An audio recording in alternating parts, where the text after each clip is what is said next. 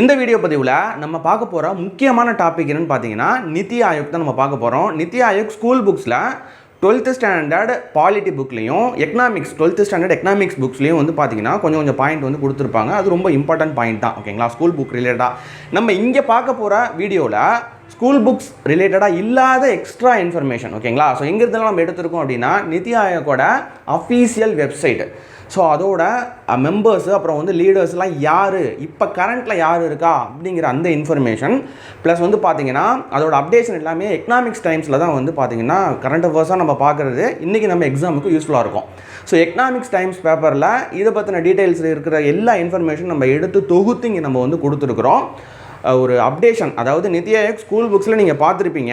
அது இல்லாமல் இப்போ என்ன புதுசாக அப்டேஷன் வந்து வந்திருக்கு, எக்ஸாம் பாயிண்ட் ஆஃப் வியூவில் அது எவ்வளோ யூஸ்ஃபுல்லாக இருக்க போகுது அப்படிங்கிறது இந்த வீடியோ பார்க்கும்போது உங்களுக்கு நல்லாவே வந்து புரியும். ஸோ நிதி ஆயோக் அப்படிங்கிறது 65 காலமாக வந்துட்டுருக்கிற திட்டக்குழுவுக்கு மாற்றாக ஏற்படுத்தப்பட்ட ஒரு நிறுவனம் தான் வந்து பார்த்திங்கன்னா இந்த நிதி ஆயோக். ஸோ எதனால் திட்டக்குழுவை கலைச்சிட்டு நிதி ஆயோக் கொண்டு வந்தாங்க, அதுக்கான ரீசன் என்ன அப்படிங்கிறதும் ப்ளஸ் திட்டக்குழுவுக்கும் இந்த நிதி ஆயோக்கும் என்ன வித்தியாசம் அப்படிங்கிறதும் வந்து பார்த்திங்கன்னா அந்த வீடியோட லாஸ்ட்டில் வந்து உங்களுக்கு தெளிவாக வந்து புரிஞ்சிடும். ஸோ இப்போ நம்ம ஸ்டார்டிங்கில் என்ன பார்க்க போகிறோம் அப்படின்னா எக்ஸாம் பாயிண்ட் ஆஃப் வியூவில் திட்டக்குழுவிலேருந்து என்ன மாதிரியான கொஷின்ஸ் வந்து கேட்பாங்க, இது வரைக்கும் என்ன மாதிரியான கொஷின்ஸ் வந்து கேட்டிருக்கிறாங்க, ஸோ அது ரிலேட் பண்ண இன்ஃபர்மேஷன் போக போக போக வந்து பார்த்திங்கன்னா நிதி ஆயோக்கோட இன்ஃபர்மேஷன் லைட்டாக பார்த்துட்டு அதுக்கு அடுத்தது அதோட அப்டேஷன் என்ன வந்து கொடுத்துருக்குறாங்க அப்படிங்கிறதையும் பார்த்துட்டு லாஸ்ட்டாக வந்து பார்த்திங்க அப்படின்னா அது ஏற்படுத்தப்பட்ட காரணங்களும் அதுக்கடுத்தது நிதி ஆயோக் திட்டக்குழுவோட அந்த டிஃப்ரென்ஸ் பார்த்தீங்க அப்படின்னா எதனால் இது கொண்டு வந்தாங்க அப்படிங்கிறது தெளிவாகவே வந்து புரிஞ்சிடும். ஸோ ஒரு ஒன் லைனில் வந்து சொன்னால் என்னென்னா நிதி ஆயோக் அப்படின்னா திட்டக்குழு அப்படிங்கிறது மேல் மட்டத்தில், அதாவது பார்த்தீங்கன்னா சென்ட்ரலில் வந்து முடிவை எடுத்துட்டு அதை வந்து கீழ்மட்டத்தில் இருக்கக்கூடிய மாநிலங்களுக்கு எக்ஸிக்யூட் பண்ணுறது எது திட்டக்குழு. நிதி ஆயோக் அப்படிங்கிறது கீழ்மட்டத்தில் இருக்கிறவங்க எல்லா மாநிலங்களையும் வந்து கேட்டு ஆலோசித்து அவங்களோட தேவை என்ன நீட் இருக்குது, ப்ளஸ் என்ன மாதிரியான பிரச்சனைகளை வந்து சந்திக்கிறாங்க, எப்படி வந்து ஒன்றா சேர்ந்து இந்தியாவை வந்து முன்னேற்ற பாதையில் கொண்டு போகலாம் அப்படிங்கிறத இங்கே கீழ்மட்டத்திலிருந்து ஆராய்ச்சி பண்ணி அதை எடுத்துகிட்டு போய் மேல்மட்டத்திலிருந்து எக்ஸிக்யூட் பண்ணுறது தான் வந்து நிதி ஆயோக். இதான் வந்து சிம்பிள் டிஃப்ரென்ஸ். மறுபடியும் சொல்கிறேன், திட்டக்குழு அப்படிங்கிறது ஸோ மேல் மட்டத்தில் மத்திய அரசாங்கத்தில் வந்து யோசித்து செயல் வடிவப்படுத்தி இதுதான் பிளானிங் அப்படிங்கிறத பண்ணி டக்குன்னு எப்படியே எக்ஸிக்யூட் பண்ணிடுறது திட்டக்குழு. நிதி ஆயோக் அப்படிங்கிறது கீழ்மட்டத்தில் இருக்கக்கூடிய, ஓகேங்களா, ஸோ மத்தியில் இருக்கக்கூடிய அரசாங்கம் கீழ்மட்டத்தில் இருக்கக்கூடிய மாநில அரசாங்கத்துக்கிட்டலாம் வந்து கலந்து ஆலோசித்து, அது மட்டும் இல்லாமல் அரசாங்கத்தோட வல்லுநர்கள் மட்டும் இல்லாமல் அரசாங்கத்துக்கு வெளியில் இருப்பாங்கள்ல எக்ஸ்பர்ட்ஸ், அவங்களோட ஐடியாஸையும் வந்து கேட்டு தெரிஞ்சுக்கிட்டு அயல் நாடுகளில் இருக்கக்கூடிய எக்ஸ்பர்ட்ஸ் வல்லுநர்கள் இருப்பாங்களா அவங்கள்ட்டையும் ஐடியாஸை வந்து கேட்டு தெரிஞ்சுக்கிட்டு எப்படி இந்தியாவை மாற்றம் அடைய வைக்கலாம், ஓகேங்களா, வளர்ச்சி பாதையை நோக்கி எப்படி கொண்டு போகலாம் அப்படிங்கிற அந்த திட்டமிட்டு அந்த பிளானை கொடுக்கறது தான் வந்து பார்த்திங்கன்னா நிதி ஆயோக். நிதி ஆயோக் அப்படிங்கிறது ஒரு கான்ஸ்டிடியூஷனல் பாடி கிடையாது, ஓகேங்களா, கான்ஸ்டிடியூஷனல் பாடி கிடையாது. இது வந்து ஒரு நான் கான்ஸ்டிடியூஷனல் பாடி, ஓகேங்களா. ஸோ இது வந்து கான்ஸ்டிடியூஷனல் பாடி கிடையாது. நான் கான்ஸ்டிடியூஷனல் பாடினா என்ன, இந்த மாதிரிலாம் ஐடியாஸ் இருக்குது, இந்த மாதிரிலாம் நீங்கள் பண்ணலாம் அப்படிங்கிறத பிளான் பண்ணி அந்த சஜஷனை கொண்டு போய் என்ன பண்ணுவாங்க மத்திய அரசாங்கத்துக்கிட்ட கொடுப்பாங்க. கொடுத்துட்டு இந்த பிளான்லாம் கரெக்டாக நடக்குதா, ஸோ ஒரு பிளான் பண்ணியிருக்கோம், அதை எக்ஸிக்யூட் பண்ணியாச்சு, பண்ணும்போது என்ன ஆகும் அப்படின்னா அது ஒரு ரிசல்ட்டுன்னு வரும்ல, ரிசல்ட் பாசிட்டிவாகவும் வரலாம் நெகட்டிவாகவும் வரலாம். நம்ம ஒரு பிஸ்னஸ் வந்து ஸ்டார்ட் பண்ணுறோம், அழகாக பிளான் பண்ணுறோம், பிளான் பண்ணதுக்கப்புறம் நம்ம என்ன பண்ணுறோம் அதை எக்ஸிக்யூட் பண்ணுறோம், முதலீடு பண்ணி நம்ம அந்த பிஸ்னஸையும் ஸ்டார்ட் பண்ணிட்டோம். 1 மாதம் 2 மாதத்தில் என்ன ஆகும், நம்ம பிளான் பண்ணது ஒன்று, 6 மாதத்தில் நான் வந்து என்ன பண்ணிவிடுவேன் லாபத்தை எடுத்துருவேன், 1 வருஷத்தில் லாபத்தை எடுத்துருவேன். எதிர்பார்த்த பிளான் பண்ணி எதிர்பார்த்த விஷயம் ஒன்று, ஆனால் நடக்கிறது ஒரு என்ன வேணாலும் நடக்கலாம், பிஸ்னஸ் லாஸ்லேயும் போகலாம், இல்லை ப்ராஃபிட்டாகவும் வரலாம். அப்படி என்ன நடக்குது அப்படிங்கிற அந்த ஃபீட்பேக்கை பார்த்து நிதி ஆயோக்கா தான் பண்ணுறாங்க. ஃபீட்பேக்கை பார்த்து அந்த பிளான் பண்ண விஷயத்தில் ஏதாவது மாடிஃபிகேஷன் பண்ணுறது, ப்ளஸ் வந்து நிறைய டெக்னாலஜி இப்போ இருக்கக்கூடிய அப்டேஷன் உலக நாடுகளில் என்ன பண்ணுறாங்க அப்படிங்கிறத பார்த்து அந்த டெக்னாலஜியும் அந்த தொழில்நுட்பத்தை, ஓகேங்களா, இங்கே கொண்டு வந்து அந்த ஐடியாஸில் சேர்த்து எப்படியாவது வந்து பார்த்திங்கன்னா இந்தியாவை ஒரு வளர்ச்சி பாதையில் கொண்டு போகணும் அப்படிங்கிற ஒரே நோக்கம்தான் வந்து இந்த நிதி ஆயோக் நிறுவனம், ஓகேங்களா. இது வந்து ஒரு கான்ஸ்டிடியூஷனல் பாடி கிடையாது, திரும்ப சொல்கிறேன், இது நான் கான்ஸ்டிடியூஷனல் பாடி, ஓகேங்களா. ஸோ அரசாங்கத்துக்கு அறிவுரை வழங்கக்கூடிய அட்வைஸ் பண்ணக்கூடிய ஒரு பாடி. ஓகேங்களா? ஸோ ஜஸ்ட்டு வந்து ஐடியாஸை வந்து சஜஷன் பண்ணுவாங்க, இது மாதிரிலாம் பண்ணலாம் அப்படிங்கிறது. முடிவு யார் எடுப்பாங்கன்னா மத்திய அரசாங்கம் முடிவு பண்ணி அதை என்ன பண்ணுவாங்கன்னா எக்ஸிக்யூட் பண்ணுவாங்க. இதில் தான் பேசிக் தெரிஞ்சுக்கோங்க. ஸோ இதில் வந்து பார்த்திங்கன்னா முக்கியமான பாயிண்ட்டு நித்தி ஆயோக்கை பொறுத்த வரைக்கும் முக்கியமான பாயிண்ட் அப்படிங்கிறது எக்ஸாம் பாயிண்ட் ஆஃப் வியூவில் டேட். ஓகேங்களா? இந்த 3 டேட் அப்படிங்கிறது ரொம்ப ரொம்ப ரொம்ப முக்கியமான பாயிண்ட்டு. இந்த நித்தி ஆயோக் அப்படிங்கிறதோட விரிவாக்கம் என்னென்னா national institution for transforming India. இந்த நித்தி அப்படிங்கிறது நித்தி ஆயோக்கில் நித்தி அப்படிங்கிறதுக்கான விரிவாக்கம் national institution for transforming India, மாறும் இந்தியாவிற்கான தேசிய நிறுவனம். ஓகேங்களா? ஸோ மாறும் இந்தியாவுக்கான தேசிய நிறுவனம் அதுதான் வந்து பார்த்திங்கன்னா நித்தி ஆயோக். இதனால் தெரிஞ்சுக்கோங்க. அதுக்கு அடுத்தது 65 வருஷமாக இருந்த திட்டக்குழுவை கலைச்சிட்டு நித்தி ஆயோக் அப்படிங்கிற இந்த நிறுவனத்தை வந்து நம்ம ஏற்படுத்தணும் அப்படிங்கிறது எப்போ இந்த அரசாங்கம் வந்து முடிவு பண்ணுறாங்க அப்படின்னா 2014 ஆகஸ்ட் 13. ஓகேங்களா? 2014 ஆகஸ்ட் 13 திட்டக்குழுவுக்கு பதிலாக நிதி ஆயோக் உருவாக்கணுங்கிற முடிவை இந்திய அரசு எடுக்குது. இந்த டேட் ரொம்ப முக்கியம், நோட் பண்ணிக்கோங்க, கேட்டிருக்காங்க எக்ஸாமில். அதுக்கு அடுத்தது 2014 ஆகஸ்ட் 15. ஸோ அதுலேருந்து 2 நாளில் திட்டக்குழுவுக்கு பதிலாக நிதி ஆயோக் உருவாக்க போவதா பிரதமர் நரேந்திர மோடி அறிவிக்கிறார். ஓகேங்களா? அவர் வழங்குகிற உரையில் வந்து சுதந்திர தின உரையில் அறிவிப்பு செய்கிறாரு. ஸோ அதிலிருந்து வந்து பார்த்திங்கன்னா ஜனவரி 1, 2015 அன்று அமைச்சரவை குழுவின் மூலம், ஓகேங்களா, தீர்மானத்தின் மூலம் நிதி ஆயோக் வந்து அமைக்கப்படுது. ஸோ இதுதான் நிதி ஆயோக் எப்படி வந்து உருவாச்சு அப்படிங்கிற அந்த ஹிஸ்ட்ரி. ஓகேங்களா? ஸோ இது வந்து பார்த்துக்கோங்க. இந்த 3 டேட் ரொம்ப முக்கியம், ரொம்ப முக்கியம், ரொம்ப முக்கியம். ஓகேங்களா? அந்த டேட்டை நோட் பண்ணிக்கோங்க. ஓகேங்களா? இது வந்து ஒரு அட்வைசரி பாடி, கான்ஸ்டியூஷனல் பாடி கிடையாது. ஓகேங்களா? ஸோ அதுக்கு அடுத்தது அதோட ஸ்ட்ரக்சர், நிதி ஆயோக்கோட ஸ்ட்ரக்சர் அப்படிங்கிறது ரொம்ப முக்கியம் எக்ஸாம் பாயிண்ட் ஆஃப் வியூவில். அதோட ஸ்ட்ரக்சர் வந்து எப்படி இருக்கும் அப்படின்னா நிதி ஆயோக் அமைப்பு. ஓகேங்களா? அதோட தலைவர் யார்? பிரதமர் தான் அதோட தலைவராக இருப்பார். நிதி ஆயோக்கோட தலைவர் வந்து பிரதமராக தான் இருப்பார். துணைத் தலைவர் வந்து யாரால் நியமிக்கப்படுகிறார்னா பிரதமர் தான் வந்து துணைத் தலைவரை நியமிக்கிறார். ஓகேங்களா? அதுக்கு அடுத்த இடத்துல இருக்கிறது வந்து பார்த்திங்கன்னா தலைமை நிர்வாக அதிகாரி, CEO, தலைமை நிர்வாக அதிகாரி. இவரையும் வந்து யார் வந்து நியமிப்பாங்க அப்படின்னா பிரதமரை தான் வந்து நியமிப்பாங்க. ஓகேங்களா?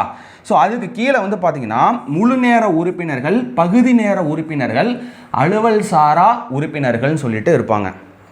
இந்த முழு நேர உறுப்பினர்கள் ஸ்கூல் புக்கில் 5 மெம்பர்ஸு, 5 நபர்கள் அப்படிங்கிறது போட்டிருப்பாங்க. ஆனால் நித்தி ஆயோக் அதோட அஃபீஷியல் வெப்சைட்லேயே நம்ம போய் செக் பண்ணியாச்சு, 4 மெம்பர்ஸ். ஓகேங்களா? அது மட்டும் இல்லாமல் எக்கனாமிக் டைம்ஸு நிறைய இடத்துல நம்ம கிராஸ் செக் பண்ணியாச்சு. ஸோ அதில் வந்து பார்த்தீங்கன்னா 4 உறுப்பினர்கள். ஓகேங்களா? முழு நேர உறுப்பினர்கள் 4 பேர் வந்து இருப்பாங்க. ஸ்கூல் புக்கில் இருக்கிறது 5 பேர். ஓகேங்களா? எக்ஸாமில் கேட்குறத பொறுத்து ஆன்சர் பண்ணிக்கோங்க, தெரிஞ்சுக்கோங்க. 4 பேர். அது மாதிரி பகுதி நேர உறுப்பினர்கள் அப்படிங்கிறது அதிகபட்சம் 2 பேர். இது ஏன்னா உரிய நிறுவனங்களிலிருந்து தேர்வு செய்யப்படுகிறார்கள். ஓகேங்களா? உரிய நிறுவனங்கள்னால் ப்ரொஃபஷனல்ஸ். ஓகேங்களா? ஸோ நல்ல ப்ரொஃபஷனல்ஸாக இருக்கக்கூடியவங்க, எக்ஸ்பர்ட்ஸாக இருக்கக்கூடியவங்களிருந்து அவங்கள வந்து தேர்வு செய்கிறாங்க. இதுக்கு அடுத்தது வந்து பார்த்திங்கன்னா இது முக்கால்வாசி வந்து பார்த்திங்கன்னா இந்த IAS அதிகாரிகள் அந்த மாதிரி இருக்கக்கூடியவங்களை வந்து இங்கே வந்து கொண்டு வருவாங்க. அதுக்கு அடுத்தது அலுவல் சாரா உறுப்பினர்கள்னால் மத்திய அமைச்சரவையிலிருந்து பிரதமரால் நியமிக்கப்படுகிறார். அதிகபட்சம் 4 பேர் மத்திய அமைச்சரவையிலிருந்து இருக்கக்கூடிய உறுப்பினர்களை இங்கே வந்து பார்த்திங்கன்னா பிரதமர் மந்திரி வந்து நியமிக்கிறாங்க. அதுக்கு அடுத்தது இது இல்லாமல் ஆளுநர் குழுன்னு இருக்குது. இந்த ஆளுநர் குழு இதில் வந்து பார்த்திங்கன்னா முதலமைச்சர்கள், எல்லா மாநிலத்தோட முதலமைச்சர்கள் மற்றும் ஒன்றிய துணை ஆளுநர்கள் வந்து உறுப்பினர்களாக இருப்பாங்க. அதுக்கு அடுத்தது மண்டல குழு. ஓகேங்களா? ஸோ அந்த ரீஜனில் பர்டிகுலராக வந்து பார்த்திங்கன்னா இப்போ தமிழ்நாடு, கேரளா, ஆந்திரா அப்படின்னா ஸோ அந்த பகுதியில் இருக்கக்கூடிய நபர்கள் மண்டலக்குழு. இங்கே வந்து பார்த்திங்கன்னா அந்த மண்டலத்தோட இப்போ வந்து தமிழ்நாடு, கேரளா, ஆந்திரானா அந்த மண்டலத்தில் இருக்கக்கூடிய முதலமைச்சர்கள் மற்றும் துணைநிலை ஆளுநர்கள் வந்து இங்கே மண்டல குழுவோட உறுப்பினர்களாக வந்து இருப்பாங்க. அதுக்கு அடுத்தது குறிப்பிட்ட துறைகள்னு சொல்லி கொடுத்துருப்பாங்க. ஸோ இது ஆக்சுவலாக வந்து பார்த்திங்கன்னா வெப்சைட்டில் நித்தி ஆயோக்கோட அஃபீஷியல் வெப்சைட்டில் சிறப்பு அழைப்பாளர்கள் அப்படின்னு ஸ்பெஷல் இன்வைட்டீஸுங்கிற பேரில் இருக்கும். ஸ்பெஷல் இன்வைட்டீஸ் சிறப்பு அழைப்பாளர்கள்ங்கிற அந்த தலைப்பில் இருக்கும். அதை பார்த்துக்கோங்க. யாருன்னா நிபுணர்கள், வல்லுநர்கள், துறை வல்லுநர்கள். இவங்க வந்து பார்த்திங்கன்னா கவர்மெண்ட்டு கீழே வந்து ஒர்க் பண்ணாத வெளியே இருக்கக்கூடிய எக்ஸ்பர்ட்ஸு. சில பேர் வந்து ப்ரொஃபஸராக காலேஜ் நல்ல டாப் லெவல் காலேஜாக இருக்கும்ல, யூனிவர்சிட்டியாக இருக்கும்ல இந்தியாவில். ஸோ அதில் வந்து ப்ரொஃபஸராக இருப்பாங்க, எக்கனாமிஸ்ட்டாக இருப்பாங்க, ஓகேங்களா, ஒரு தன்னார்வலராக இருப்பாங்க. அதுக்கப்புறம் ஃபாரின் கண்ட்ரீஸில் இருக்கக்கூடிய எக்ஸ்பர்ட்ஸாக இருப்பாங்க. ஸோ இந்தியா பேஸ்டான நபர் வந்து பார்த்திங்கன்னா ஃபாரினில் போய் செட்டில் ஆகிருப்பாங்க, பெரிய எக்ஸ்போர்ட்டாக இருப்பாங்க, நிறைய வந்து படிச்சிருப்பாங்க, நிறையா சாதிச்சிருப்பாங்க. ஒரு ஃபீல்டு சயின்ஸாக இருக்கட்டும், டெக்னாலஜியாக இருக்கட்டும், இந்த மாதிரி எக்கனாமிக்ஸ், பொருளாதாரம், இது ரிலேட்டடாக ஃபினான்ஸ், இது ரிலேட்டடாக இருக்கக்கூடிய எக்ஸ்பர்ட்ஸ் வந்து பார்த்திங்கன்னா ஸோ இங்கே வந்து பார்த்திங்கன்னா உங்களுக்கு சிறப்பு அழைப்பாளர்களாக வருவாங்க. இங்கே வந்து அவங்க உறுப்பினர்களாக இருப்பாங்க. இதுதான் வந்து ஸ்ட்ரக்சர், நல்லா தெரிஞ்சுக்கோங்க. மறுபடியும் சொல்கிறேன், நிதி ஆயோக் அமைப்போட தலைவர் யாருன்னா பிரதமர். துணைத் தலைவர் யாரால் நியமிக்கிறாங்கன்னா பிரதமரால் நியமிக்கிறாங்க.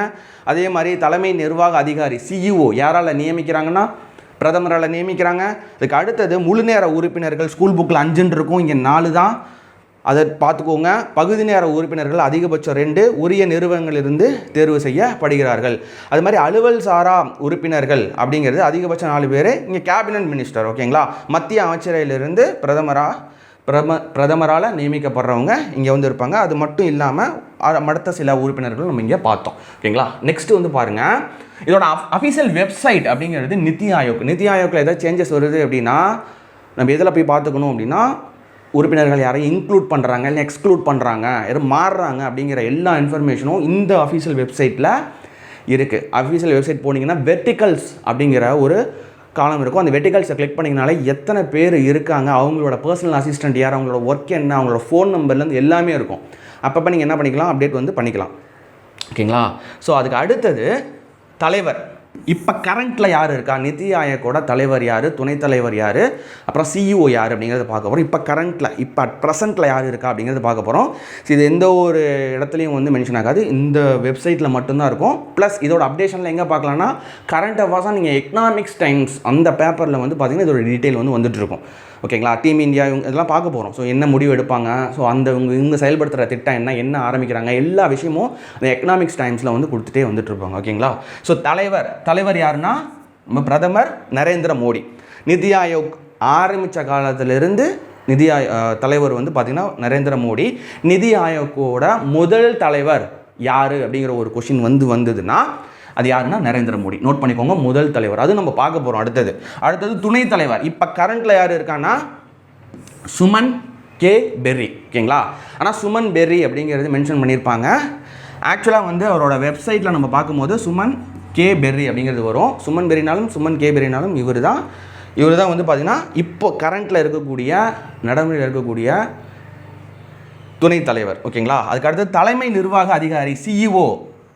இப்போ 2024 அட் ப்ரெசென்ட்டில் யார் வந்துட்டு சிஓ இருக்காங்கன்னா பிவிஆர் சுப்பிரமணியம். இவர் தான் வந்து சிஓவாக இருக்கார். இதை வந்து நோட் பண்ணிக்கோங்க, ஸ்க்ரீன்ஷாட் கூட எடுத்து வச்சுக்கோங்க, கண்டிப்பாக நோட் பண்ணிக்கோங்க. நிதி ஆயோக் அப்படிங்கிற தலைப்பில் நம்ம சொல்கிற இன்ஃபர்மேஷன் முதல்ல சொன்னோம் பார்த்திங்களா, 3 டேட்டு, அதை நோட் பண்ணிக்கோங்க. ப்ளஸ் கரண்ட்டில் இப்போ யார் இருக்காங்க, லீடர்ஸ் யார் இருக்காங்க அப்படிங்கிறத கண்டிப்பாக வந்து நோட் பண்ணிக்கோங்க. இதுக்கு அடுத்தது நிதி ஆயோக் இந்த நிறுவனத்தோட முதல் தலைவர் நம்ம சொன்னது நரேந்திர மோடி, ஓகேங்களா.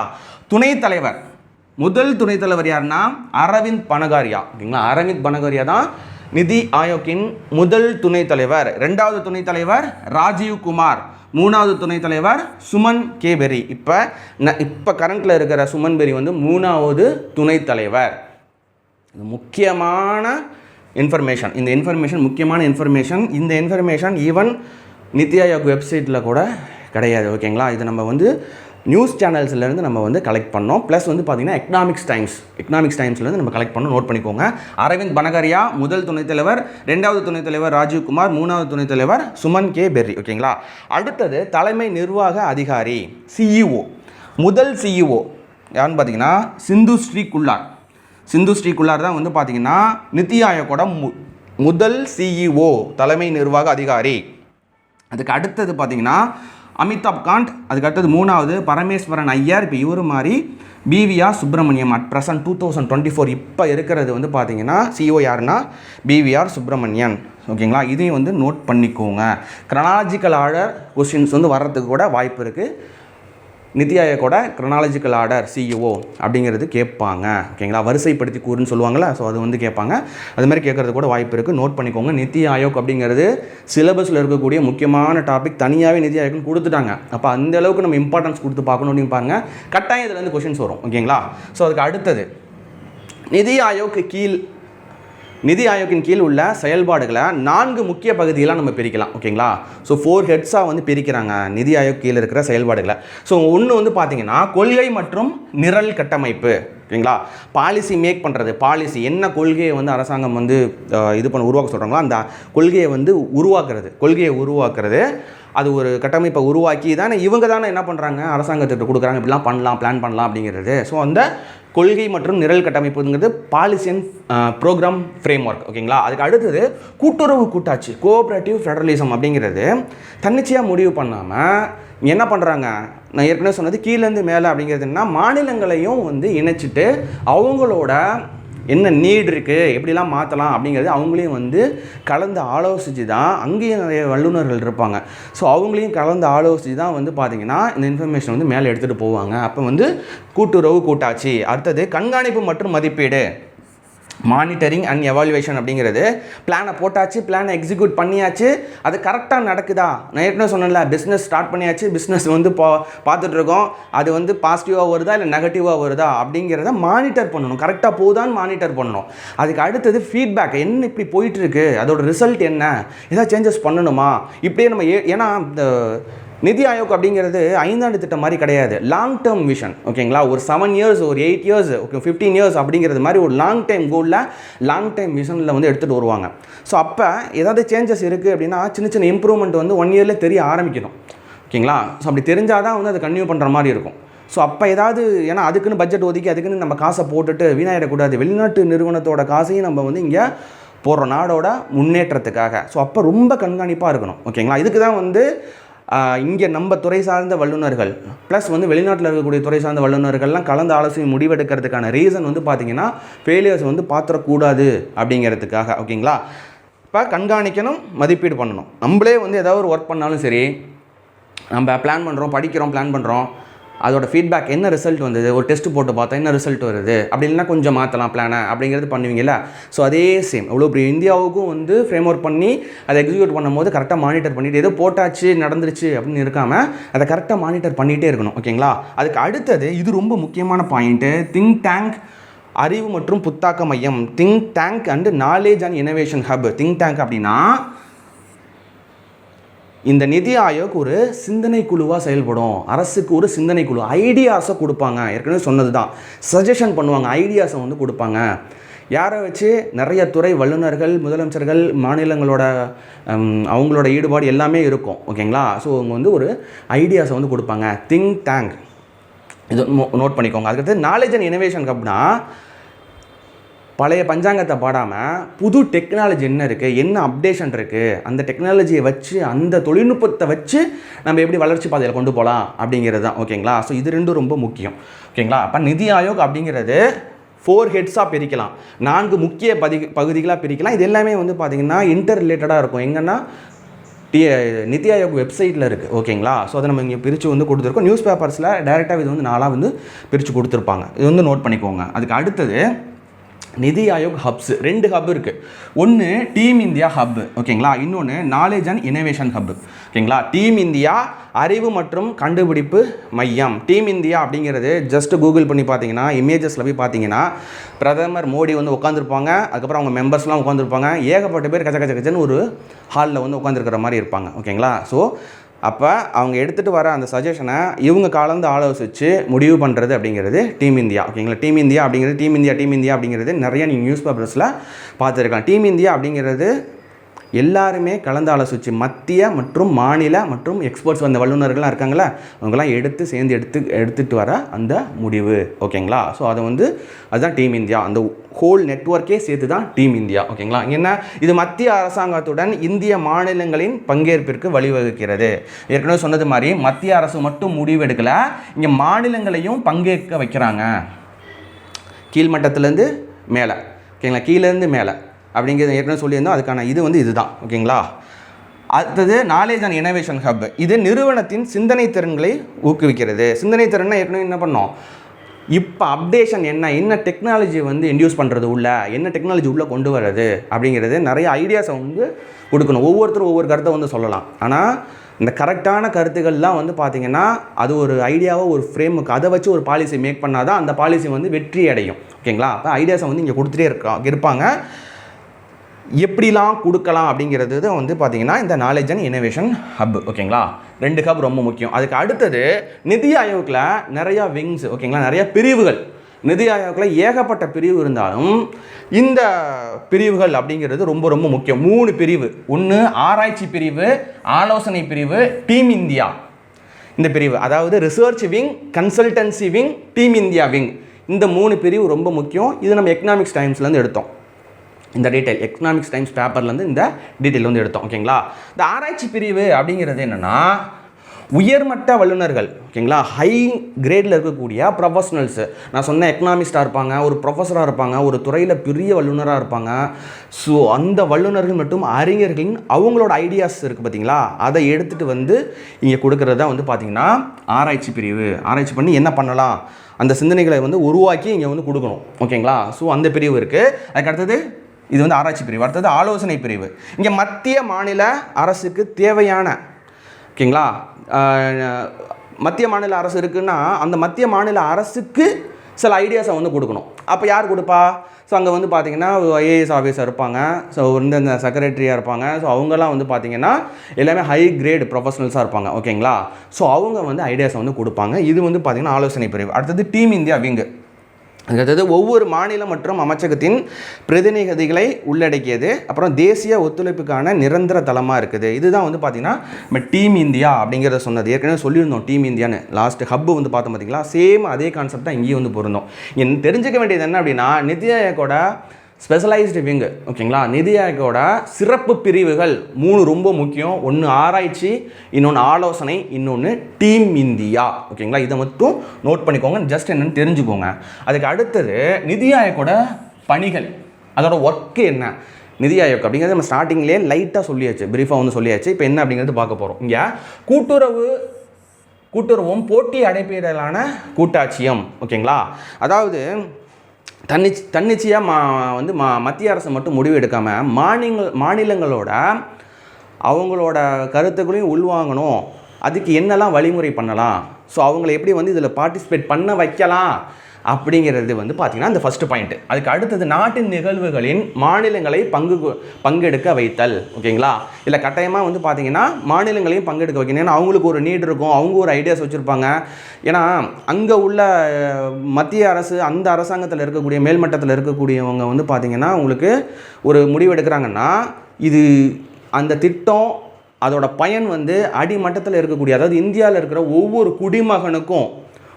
குடிமகளுக்கும் சரிங்களா, இங்கே இடத்துல வந்து ஜாதி பேதம் இல்லாமல், ஏழை பணக்காரன் இல்லாமல் எல்லாருக்கும் போய் ரீச் ஆகணும். அப்படின்னா அந்தந்த பகுதியில் என்னென்ன பிரச்சனைகள் இருக்குது, ஓகேங்களா, ஸோ எப்படி சால்வ் பண்ணலாம், எப்படி வந்து அதை நிவர்த்தி பண்ணலாம் அப்படிங்கிறது மாநிலங்களும் கலந்து ஆலோசித்தாதான் மட்டும்தான் முடியும். ஓகேங்களா? ஸோ அதுக்கு இது வரும். நாட்டின் நிகழ்வுகளின் மாநிலங்களை பங்கெடுத்த வைத்துதல், அதாவது பரவலாக்கப்பட்ட திட்டமிடுதல். ஓகேங்களா? ப்ராடாக வந்து யோசிக்கிறது. திட்டமிடுதல் வந்து பார்த்திங்கன்னா இது வரைக்கும் வந்து பார்த்திங்கன்னா மேலே, அதாவது மத்திய அரசில் வந்து முடிவு பண்ணி அதை வந்து இதான் பிளான் அப்படிங்கிறது கொடுத்துருவாங்க. ஸோ இது இல்லாமல் வைடாக வந்து பார்த்திங்கன்னா எல்லார்ட்டையும் கருத்து கேட்டு அதுக்கான கமிட்டி, அதுக்கான எக்ஸ்பர்ட்ஸு ஒவ்வொரு ஸ்டேட்லேயும் இருக்கிறது. திரும்ப அதே தான் சொல்கிறேன், ஏன்னா அது மட்டும்தான் பாயிண்ட்டு. ஓகேங்களா? திட்டக்குழுவுக்கும் இதுக்கும் திட்டக்குழு நம்ம பார்க்கும்போது உங்களுக்கு நல்லாவே புரியும் இதுக்கும் அதுக்கு என்ன டிஃப்ரென்ஸ் இருக்குது அப்படின்ட்டு. இருந்தாலும் அடிமட்டத்தில் ஒவ்வொருத்தருக்கும் எல்லாருக்கும் போய் அந்த பலன் ரீச் ஆகணும். ஸோ அதுதான் வந்து இதோட மெயின் கான்செப்ட். ஓகேங்களா? தொலைநோக்கு காட்சி திட்டம். தொலைநோக்கு அப்படின்னா விசனரியாக இருக்கும். ஸோ 7 ஆண்டு 10 ஆண்டு இவ்வளோ வருஷத்தில் இவ்வளோது அப்படிங்கிறது அந்த விஷன் வந்து பெருசாக இருக்கும். ஓகேங்களா? அதுக்கு அடுத்தது நிபுணர்களின் உருவாக்குதல். நிபுணர்களை உருவாக்குதல் அப்படிங்கிறது வந்து என்ன அப்படின்னா இது வந்து ஸ்கூல் புக்லேயே தான் கொடுத்துருப்பாங்க. ஓகேங்களா? நிபுணர்களை வந்து நிறையா நிபுணத்துவம் பற்ற நிறையா வந்து பல்வேறு துறைகளில் இருப்பாங்களா, ஸோ அவங்களோட ஐடியாஸை வந்து கேதர் பண்ணி கொண்டு வரது. அதுக்கு அடுத்தது உகந்ததாக்குதல், சச்சரவு தீர்த்தல், இதெல்லாம் வந்து உகந்ததாக்குதல்னால் வந்து இங்கே ஸ்டேட் கவர்மெண்ட்டுக்குள்ளேயே அப்புறம் சென்ட்ரல் கவர்மெண்ட்டுக்குள்ளேயே இருக்கக்கூடிய அந்த ப்ரொஃபஷனல்ஸ் அவங்க சொல்கிற கருத்துக்களுக்கும் ஒரு சில வேறுபாடுகள் இருக்கும்.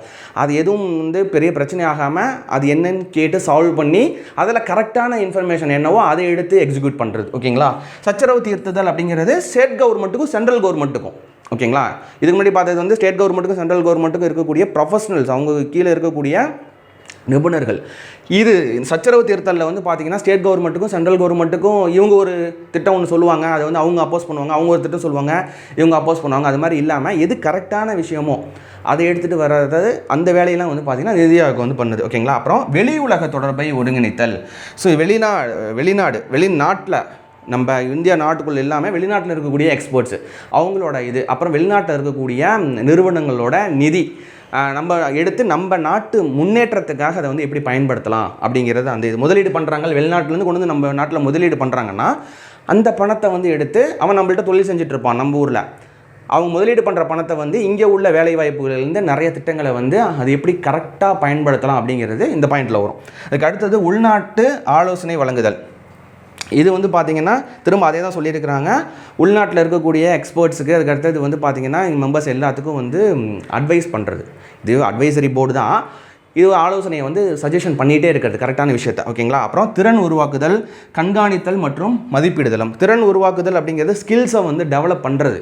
புதுசாக ஸ்கில்ஸ் எப்படி டெவலப் ஆகும், இப்போ கரண்ட் சுச்சுவேஷனில் நாடு எதை நோக்கி போயிட்டுருக்கு. ஓகேங்களா. அதை எப்படி நம்மளோட நாட்டோட முன்னேற்றத்துக்கு உலக நாடுகள் எதை நோக்கி போயிட்டுருக்கு, எந்த மாதிரி முன்னேற்றம் அடையுது, அந்த கான்செப்டை ஓகேங்களா, அந்த டெக்னாலஜியை, அந்த தொழில்நுட்பத்தை எடுத்துகிட்டு வந்து அந்த அப்டேஷனை நம்ம நாட்டில் புகுத்துறது. எந்த மாதிரி ஸ்கில்ஸை வந்து கொண்டு வந்தால் நம்ம நாடு வந்து முன்னேறும், எந்த மாதிரி ஸ்கில்ஸை வந்து வரக்கூடிய இளைஞர்களுக்கு வந்து கொடுத்தா நம்ம நாட்டை வந்து முன்னேற்றுவாங்க அப்படிங்கிற அந்த நோக்கத்தோடு போகிறது. எல்லாம் பண்ணியாச்சு, எல்லா பிளானும் பண்ணியாச்சு. ஓகேங்களா. 10 வரைக்கும் பிளான் பண்ணியாச்சு, எக்ஸிக்யூட்டும் பண்ணியாச்சு. அது என்ன ஆகுது, கரெக்டாக போகணும், தப்பாக போவோம். பிஸ்னஸ் கான்செப்ட் தான். அதை வந்து கண்காணிக்கிறது, மானிட்டர் பண்ணுறது, அதுக்கு அடுத்தது வந்து அதை மதிப்பீடு பண்ணுறதும் வந்து ரொம்ப ரொம்ப முக்கியம். என்ன நம்ம செஞ்சாலும் அது கரெக்டாக போகுதா அப்படிங்கிறது வாட்ச் பண்ணிக்கிட்டே இருக்கணும். ப்ளஸ் அதோட ஃபீட்பேக்ஸ் அப்படிங்கிறத நம்ம அப்பப்போ பார்த்து சரி பண்ணிக்கிட்டே வரணும். ஸோ இதுதான் வந்து நிதி ஆயோக்கின் பணிகள். இதெல்லாம் ஜஸ்ட் வந்து தெரிஞ்சு வச்சுக்கோங்க. ஓகேங்களா. அதுக்கு அடுத்தது நிதி ஆயோக் சிறந்த நிர்வாகமான 7 தூண்களின் அடிப்படையில் வருது. ஒன்று வந்து எல்லாமே ஸ்கூல் புக்ஸில் இருக்க இந்த இமேஜ். ஓகேங்களா. மக்கள் சார்பு, மக்களை சார்ந்து தான் மக்களோட தேவையை நிறைவு செய்யுது. ஓகேதா. அடுத்தது செயல்திறன் சார்பு, குடிமகனுக்கு தேவைப்படும் எதிர்பார்ப்புகளும் அப்புறம் செயல்திறனும். பங்கேற்பு, இதில் குடிமகனின் ஈடுபாடு, அப்புறம் மேம்பாடு, அனைத்தையும் உள்ளடக்கியது. இதெல்லாம் வந்து பார்த்திங்கன்னா அனைத்து அம்சங்களையும் பெண்களுக்கு முக்கியத்துவம் கொடுக்கறது, பெண்களோட வளர்ச்சிக்கு என்ன பண்ணலாம் அப்படிங்கிறது. அடுத்தது சமத்துவம். ஓகேங்களா. இளைஞர்களுக்கான வேலைவாய்ப்பு, ஜாதி மத சமயம் பேதம் இல்லாமல் எல்லாரையும் ஒன்றா சமசீராக வந்து பார்க்குறது. ஓகேங்களா. இன்னும் வந்து வெளிப்படைத்தன்மை, டிரான்ஸ்பரன்சியாக இருக்கணும். இப்போ அவங்களே முடிவு எடுத்துக்கிட்டாங்க, அப்படியே மறைச்சி வச்சுக்கிட்டாங்க, அது வந்து பண்ணுறது தெரியாது. டிரான்ஸ்பரன்சி இல்லை வெளிப்படைத்தன்மை, அரசாங்கத்தின் பொறுப்பான பார்வை, வெளிப்படைத்தன்மை. இந்த 7 தூண்களின் அடிப்படையில் தான் நிதி ஆயோக் அப்படிங்கிறது அமைக்கப்பட்டிருக்கு. எந்த மாதிரி கேள்வி வரலான்னா, நிதி ஆயோக் சிறந்த நிர்வாகமான எத்தனை தூள்களின் அடிப்படையில் அமைக்கப்பட்டிருக்கிறதுங்கிற கொஸ்டின்ஸ் வந்து வரலாம். இல்லை ஏதாவது ஒன்று கொடுத்து அது வந்து எது இல்லை அப்படிங்கிறது கேட்கலாம். ஜஸ்ட் இந்த மக்கள் சார்பு, செயல்திறன், பங்கேற்பு, மேம்பாடு, இந்த அனைத்தையும் உள்ளடக்கியது, சமத்துவம், வெளிப்படைத்தன்மை, இதை மட்டும் இந்த ஹெட்டிங்கை மட்டும் பார்த்து வச்சுக்கோங்க. ப்ளஸ் அந்த 7 அப்படிங்கிறத பார்த்து வச்சுக்கோங்க. இதில் முக்கியமாக வந்து பார்க்க வேண்டியது ஏன்னா இது ரிலேட்டடாக நம்ம எழுதிடலாம். இப்போ கொஸ்டின்ஸ்ன்னு கேட்டால் இதில் இருந்தால் வந்து கேட்பாங்க இந்த பார்ட்டில். நெக்ஸ்ட்டு பாருங்கள், திட்ட ஆணையத்துக்கு பதிலாக நிதி ஆயோக் கொண்டு வரப்பட்ட காரணம். இது ரொம்ப முக்கியம். ஜஸ்ட் என்னன்னு தெரிஞ்சுக்கோங்க. திட்டக்குழு அப்படிங்கிறது இந்த 65 வருஷமாக இப்போ கடைபிடிச்சிட்டு இருந்ததை மாற்றி நிதி ஆயோக் கொண்டு வரப்பட்ட காரணம் அப்படிங்கிறது ஃபஸ்ட்டு ரீசன் வந்து பார்த்திங்கன்னா, அந்த 5 இயர் பிளான்னா என்ன, ஒரு 5 இயர் பிளான் வந்து 5 ஆண்டு திட்டத்தை உருவாக்கிடுவாங்க. அதில் ஒரு பொருளாதார இலக்கு, இவ்வளோ ரூபாய், இவ்வளோ இது வந்து நம்ம கெயின் பண்ணணும் அப்படிங்கிற ஒரு டார்கெட்டை ஃபிக்ஸ் பண்ணிக்குவாங்க. டார்கெட்டை ஃபிக்ஸ் பண்ணிவிட்டு அதை நோக்கி ஓடுறது. ஓகேங்களா. அது வந்து 5 ஆண்டு திட்டம். அதுக்கு பதிலாக மாறும் இந்தியாவிற்கான தேசிய நிறுவனம் அப்படிங்கிற இந்த அமைப்பு, அதாவது நிதி ஆயோக் அமைப்பு ஒரு சிந்தனை குழுவாக செயல்படும். ஓகேங்களா. இது ரொம்ப முக்கியமான பாயிண்ட் எக்ஸாம் பாயிண்ட் ஆஃப் வியூவில். மாறும் இந்தியாவிற்கான தேசிய நிறுவனம், அதாவது நிதி ஆயோக் ஒரு சிந்தனை குழுவாக செயல்படும். இந்த இடத்துல வந்து ஒரு ஃபிக்ஸட் பண்ணி ஒரு டார்கெட்டை எய்ம் பண்ணி அது பண்ணுறது கிடையாது.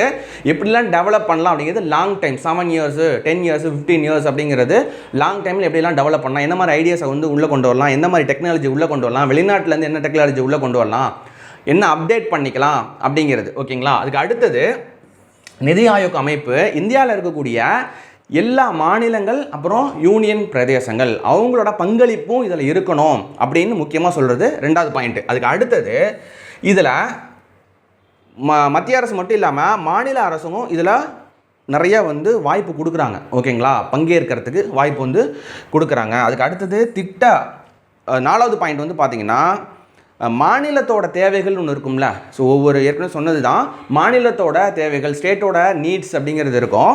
அதுக்கான ஆதாரங்களை திரட்டி அதை வந்து பார்த்திங்கன்னா அதுக்கான ஆதாரங்களை ஒதுக்கீடு செய்ய அதிகாரங்கள் வந்து மாநிலத்துக்கு கொடுக்குறாங்க. மாநிலத்துக்குன்னு அதிகாரம் வழங்குறாங்க. சிம்பிளாக ஒரே பாயிண்டில் வந்து சொன்னான். ஓகேங்க. ஸோ அதுக்கு அடுத்த பாயிண்ட்டு 5வது பாயிண்ட் வந்து பார்த்திங்கன்னா திட்டக்குழுவை பொறுத்த வரைக்கும் ஏற்கனவே கலைச்சிட்டாங்கல்ல, அந்த திட்டக்குழுவை பொறுத்த வரைக்கும் மாநிலங்களில் அவங்களோட கருத்துக்களை வந்து தேசிய வளர்ச்சி குழுவிட்ட தான் போய் சொல்ல முடியும். ஐயா இந்த மாதிரி இருக்குது அப்படிங்கிறத வந்து சொல்ல முடியும். நேராக திட்டக்குழுவிட்ட போய் சொல்ல முடியாது. ஓகேங்களா. இப்போ நிதி ஆயோக் வந்து பார்த்திங்கன்னா மாநிலங்கள் அவங்களோட தேவையான அந்த நீட்ஸ், அந்த ஆதாரங்களை திரட்டி அவங்க டைரெக்டாக என்ன பண்ணலாம், நிதி ஆயோக்கிட்ட சொல்லலாம்.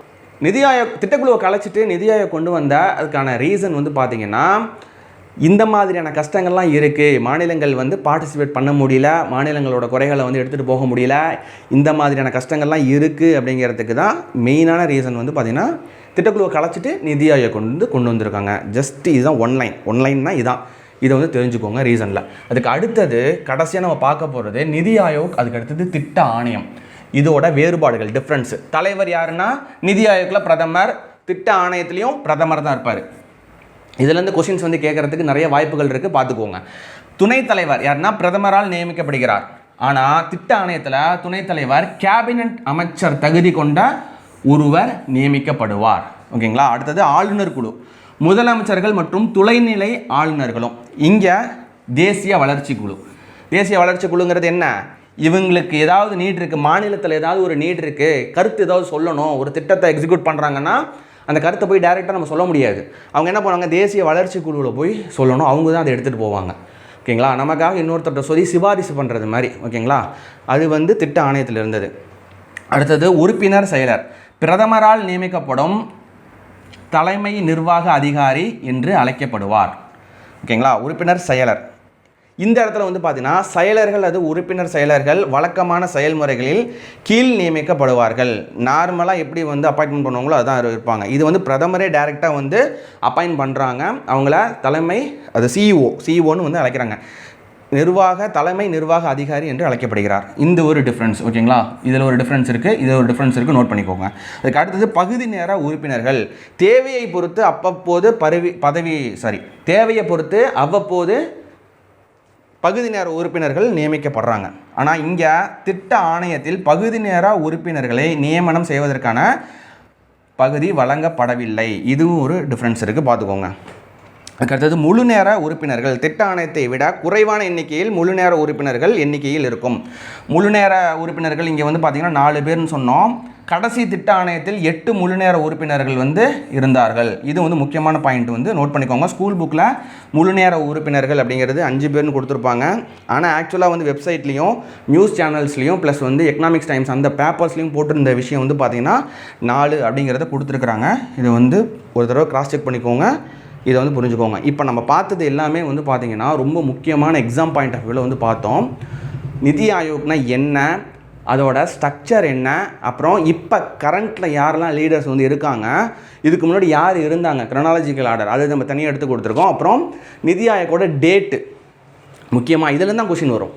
என்னென்ன டேட்டில் அறிவித்தாங்க, என்னென்ன டேட்டில் வந்து பார்த்திங்கன்னா அதை ஸ்டார்ட் பண்ணாங்க அப்படிங்கிற அந்த இன்ஃபர்மேஷன். அதுக்கு அடுத்தது நம்ம பார்த்த எல்லாமே வந்து பார்த்திங்கன்னா ரொம்ப எக்ஸாம் பாயிண்ட் ஆஃப் வியூவில் ஷார்ட்டாக வந்து நம்ம பார்த்துருக்கோம். ஜஸ்ட் என்ன அப்படிங்கிறத பார்த்துக்கோங்க. இதில் வந்து முக்கியமான பாயிண்ட்டை வந்து நோட் பண்ணிக்கோங்க, அண்டர்ஸ்டாண்ட் பண்ணிக்கோங்க.